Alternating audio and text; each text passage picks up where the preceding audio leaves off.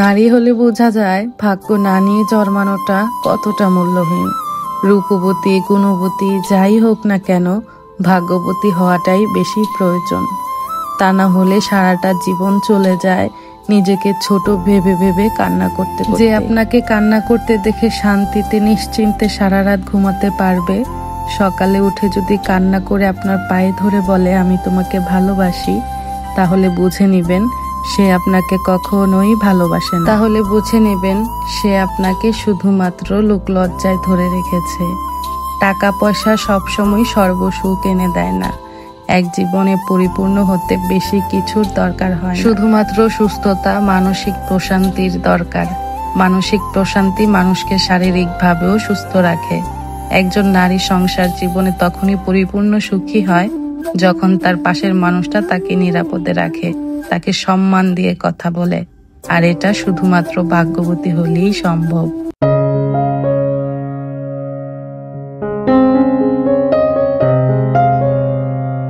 Hello everyone, আসসালামু আলাইকুম। Welcome back to my channel জান্নাত রাসেল টাইনি ওয়ার্ল্ড থেকে। আমি জান্নাত বলছি, নিজেকে উপস্থাপন করছি ঢাকা থেকে। নতুন একটি ভিডিওতে আপনাদের সবাইকে ওয়েলকাম করছি। আশা করছি সবাই ভালো আছেন, সুস্থ আছেন। আলহামদুলিল্লাহ, আমরাও ভালো আছি। একজন মেয়ে সময়ের সাথে পরিবর্তন হতে হতে নিজের একটা গন্তব্যে এসে পৌঁছায়। সংসার জীবনে এসে নিজের একটা গন্তব্য পেয়েছি, এখন নিজের একটা ঠিকানা হয়েছে। সংসারের কাজ, সংসারের এই চলমান প্রক্রিয়া আসলে মনে হয় মৃত্যু ছাড়া বদলাতে পারবে না, আর কখনো বদলাবেও না। প্রথমেই আমি একজন মা, তারপর আমি একজন গৃহিণী। মা হিসেবে আমার সন্তানরা আমাকে ছাড়া খুবই অসহায়। যখন আমি সুস্থ থাকি তখন আমার সন্তানগুলো অনেকটা ভালো থাকে, সুস্থ থাকে, আমাকে দেখে খুশি থাকে। যখন আমি অনেকটা অসুস্থ হয়ে পড়ি তখন আমার বাচ্চাগুলো অনেকটা অসহায় হয়ে পড়ে। আমি ছাড়া আমার সংসারটা কখনোই পরিপূর্ণ থাকে না। আমি যখন অসুস্থ থাকি তখন কিন্তু বাচ্চাদের সঙ্গে আমার সংসারটা অনেকটা অচল হয়ে পড়ে। তো এখন বুঝতে পারি একজন গৃহিণী সংসার জীবনে কতটা মূল্যবান। প্রতিটা গৃহিণীর জন্য আমার মন থেকে অনেক অনেক দোয়া, সম্মান, ভালোবাসা থাকলো। আল্লাহ পাক প্রতিটা গৃহিণীকে সব সময় ধৈর্য ধারণ করার এবং ভালো থাকার তৌফিক দান করুক, আমিন।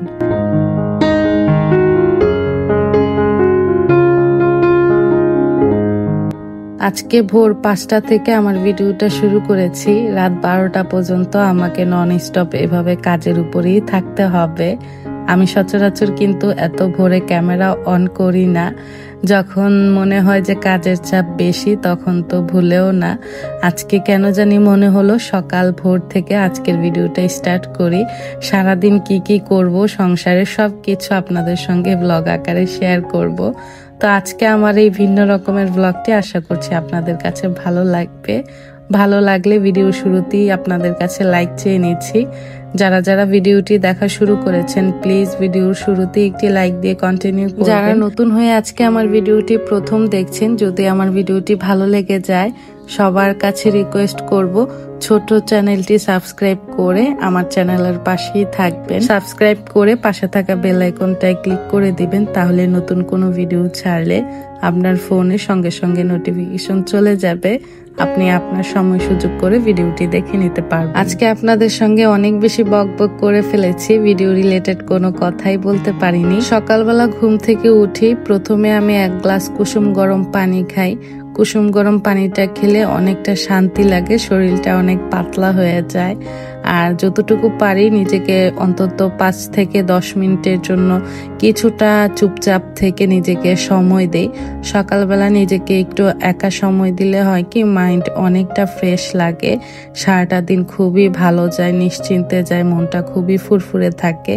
তো আপনাদের সঙ্গে ভিডিও শেয়ার করব বলে কিন্তু পানিটা খুব আরাম করে খেয়েছি। অফ ক্যামেরায় কিন্তু এভাবে খাওয়া হয় না, দৌড়ের উপরে থাকতে হয় যেহেতু বাচ্চাদের স্কুল থাকে।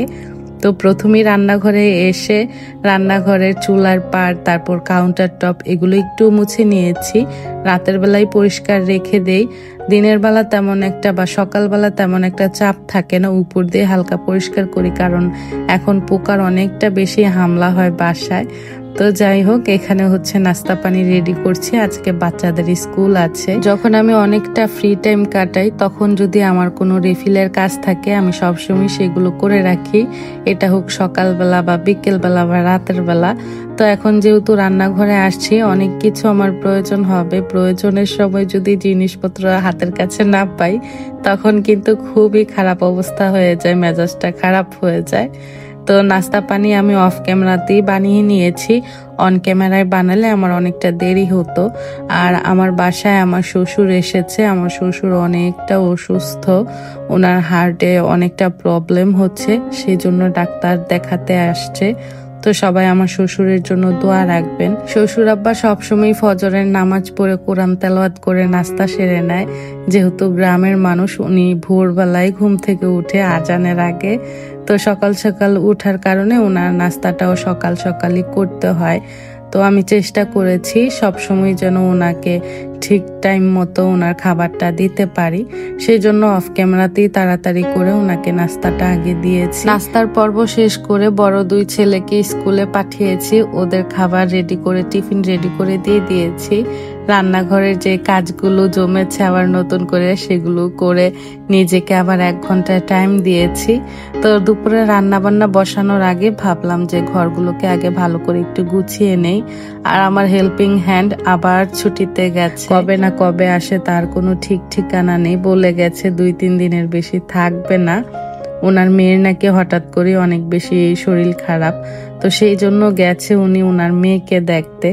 জানি না উনি কবে আসে, যতদিন না আসবে একা একা আমাকেই সব করতে হবে, ছোটা কোনো বুয়াও আমি পাচ্ছি না, খুবই প্যারার মধ্যে আছি। তারপরও নিজেকে একটু ভালো রাখার চেষ্টা করি, কারণ নিজেকে ভালো রাখার দায়িত্ব নিজেকেই নিতে হবে, অন্য কেউ এসে নিজেকে কখনোই ভালো রাখতে পারবে না, বরং আরো নিজেকে অশান্তির মধ্যে ডুবিয়ে রাখবে। তো যাই হোক, এখানে ওর বাবা বাজার পাঠিয়েছে, যেহেতু শ্বশুর আব্বা এসেছে, গ্রামের মানুষ শাকসবজি খেতে বেশি পছন্দ করে, উনি মাংস বেশি একটা খেতে চায় না। তো ওর বাবা অনেক জোর করে খাসির মাংস এনেছে। এখানে আমি খাসির মাংসগুলো যতটুকু রান্না করব একটু কুসুম গরম পানি লবণ দিয়ে কিছুক্ষণের জন্য ভিজিয়ে রাখবো, যেন খাসির মাংসের যে একটা ব্যাড স্মেল থাকে সেটা রান্না করলে না আসে। অনেকে কিন্তু এই স্মেলের জন্য খেতে চায় না, তো তারা এইভাবে অ্যাপ্লাই করে আর কি রান্না করতে পারেন। আশা করছি কোনো রকম ব্যাড স্মেল আপনারা পাবেন। আমাদের বাসায় বাজার সবসময় 300 ফিট থেকে করা হয়, ওর বাবা যখন যায় একদম 10-15 দিনের জন্য মাছ মাংস সবজি ডিম সব কিছু নিয়ে আসে। ইদানিং উনি একদমই টাইম পাচ্ছে না, সেই জন্য আমাদের এলাকা থেকেই বাজার করাচ্ছি দোকানের স্টাফদের দিয়ে। তো 300 ফিট থেকে যখন ডিম আনে, ডিমগুলো পরিষ্কার থাকে, ধোয়ার প্রয়োজন হয় না। আর এলাকার বাজার থেকে আনলে দেখা যায় ময়লা থাকে, এগুলোকে আবার পরিষ্কার করে রাখতে হয় আমাকে।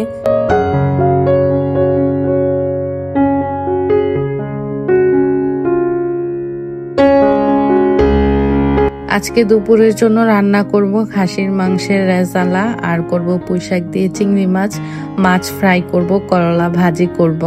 এই 4 পদ থাকলে দেখা যাবে আমাদের 2 বেলায় চলে যাবে সুন্দর মতো। আমাদের এলাকায় মনে হচ্ছে 2-3 দিন যাবত একটু ঠান্ডাটা বেশি পড়েছে, ফ্যান ছাড়লে অনেকটা ঠান্ডা লাগে। আপনাদের এলাকার কি অবস্থা অবশ্যই কমেন্টস করে জানাবেন। শীতের দিন যেহেতু চলেই এসেছে, দিনটা অনেকটা ছোট হয়ে গেছে, আর ছোট দিনে সকাল সকাল ঘুম থেকে উঠলেই কাজের বরকত পাওয়া যায়, সময়েরও অনেকটা বরকত পাওয়া যায়। মশলা থেকে যখন তেলটা উপরে চলে আসবে তখন বুঝতে হবে মশলাটা কষানো হয়ে গেছে। মশলা যত সুন্দরভাবে কষানো যাবে রান্না কিন্তু তত মজা হবে। তা আমি যেহেতু মাংসগুলো ধুয়ে ডিরেক্ট চুলায় দিয়ে দিয়েছি, এখন কিন্তু মাংস থেকে অনেক পানি বের হবে, আর এই পানি দিয়ে মাংসগুলো কষানো হয়ে যাবে। মাংস বসিয়ে দিয়ে আমি এদিক দিয়ে পুঁইশাকগুলো কেটে নিচ্ছি। একা হাতেই যেহেতু পুরো কাজ করতে হচ্ছে, সংসার সামলানো, মেহমানদারি করা, বাচ্চাদের কেয়ার করা, তো দেখা গেছে আমাকে একটা নিয়মের মধ্যে চলতে হচ্ছে।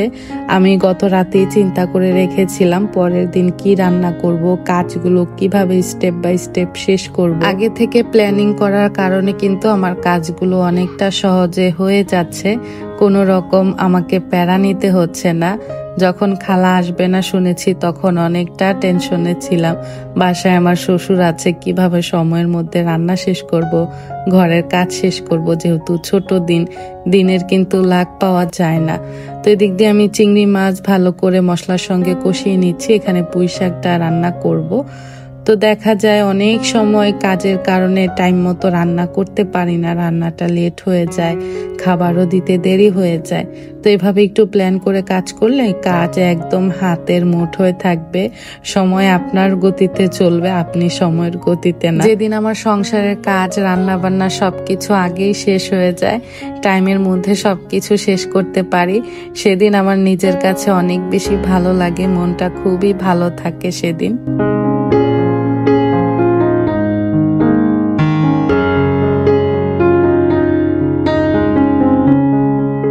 আমার কাজের রুটিন কখনোই একভাবে থাকে না, আমার 3 ভাবে কাজগুলো বিভক্ত করা থাকে। যখন বাসায় মেহমান থাকে তখন কাজের রুটিন থাকে অন্যরকম, বাচ্চাদের স্কুল থাকলে তখন থাকে অন্যরকম, আর যখন বাসায় মেহমান থাকে না তখন কিন্তু কাজের ধরনটা থাকে অন্যরকম। তো দেখা যায় মাসের মধ্যে আমাকে 3 নিয়মে সংসারটাকে পরিচালনা করতে হয়। বাসায় মেহমান থাকলে আমি সকালে ঘুম থেকে উঠে নাস্তা পানি সেরে চেষ্টা করি রান্নাটা আগে করার, কারণ মেহমান থাকলে রান্নার পদ অনেক ধরনের থাকে, রান্নাটা বেশি থাকে, চাপও তখন বেশি থাকে। তো রান্না শেষ করে ঘরগুলো গুছিয়ে নেই। আবার যখন বাচ্চাদের স্কুল থাকে তখনও সকাল উঠতে হয়, তখন বাচ্চাদের স্কুলে দিয়ে আমি আবার 2 ঘন্টা 1 ঘন্টা ঘুমিয়ে নেই। সকালের দিক দিয়ে আমার কোনো কাজের চাপ থাকে না, খালা যখন আসে তখন আমি কাজগুলো শুরু করি। আর আমার বাচ্চাদেরও স্কুলে নেওয়ার কোনো প্যারা থাকে না, আমার দোকানের স্টাফরা নিয়ে যায় নিয়ে আসে। আমার বাসায় আমার শ্বশুর মশাই আছে, সেই জন্য কিন্তু ঘরের কাজ কোনো রকম আপনাদের সঙ্গে বেশি একটা শেয়ার করতে পারিনি, খুবই খারাপ লাগে। বাসায় মেহমান থাকলে আমি ভিডিও করতে পারি না, লজ্জা লাগে। তারপরও আজকে ভিডিও শুট করেছি, কারণ আমি অনেকটা বেশি গাফলতি দিয়ে ফেলেছি আমার এই জায়গাটায়। শুধুমাত্র নিজের গাফলতির জন্য আমার এই অবস্থা। আমি যদি টাইম মেনটেন করতাম, রেগুলার থাকতাম ইউটিউবে, আমি এখন অনেক ভালো পর্যায়ে থাকতে পারতাম। যাই হোক, চেষ্টা করব এখন থেকে আপনাদের সঙ্গে নিজের লাইফস্টাইলের আপডেট দেওয়ার জন্য। ভিডিও ছোট হলেও আপনাদের সঙ্গে শেয়ার করব, যদি আপনারা দেখতে চান আপনারা কমেন্টস করবেন। তো যাই হোক, এখন হচ্ছে খাবার দাবার দিয়ে দিয়েছি। আমার শ্বশুর আব্বা আর আমার 2 ছেলে 3 জন খাচ্ছে। তারা, বড় ছেলে তো স্কুলে আছে, ও 4টা বাজে আসবে, আর ওর বাবা খাবে না, ওর বাবা দোকানে চলে গেছে, ওনার খাবারটা আমি পাঠিয়ে দিব দোকানে।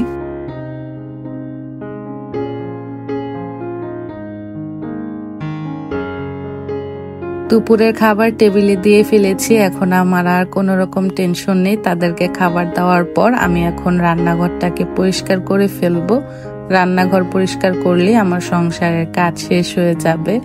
তো চেষ্টা করি আর কি, মেহমান থাকলে তাদেরকে খাবারটা টাইমের মধ্যে দেওয়ার জন্য, না হলে নিজের কাছে অনেকটা খারাপ লাগে। তো ডিমগুলো আমি ঝুড়িতে রেখে দিয়েছি, আর যেগুলো বক্সে রাখার বক্সে করে রেখে ফ্রিজে রেখে দিব। যত কষ্টই হোক, আজকে কিন্তু আপনাদের সঙ্গে চেষ্টা করেছি একটু কানেক্ট থাকার, নিজের কষ্টের কাজগুলো ভিডিওর মাধ্যমে তুলে ধরার। এই ভিডিওটা করতে সত্যি বলতে আমার অনেক কষ্ট হয়েছে, একা হাতে এত কাজ করা আমার খুবই কষ্ট হয়েছে। টাইম মতো খাবার রেডি করে দেওয়া, দেখবেন যখন আপনি ক্যামেরা অন করে কাজ করবেন, কাজ করতে পারবেন না, কাজটা অনেক দেরি হয়ে যাবে। আর এটা আসলে সবাই বুঝবে না, যারা কন্টেন্ট করে ভিডিও বানায় তারাই বুঝবে।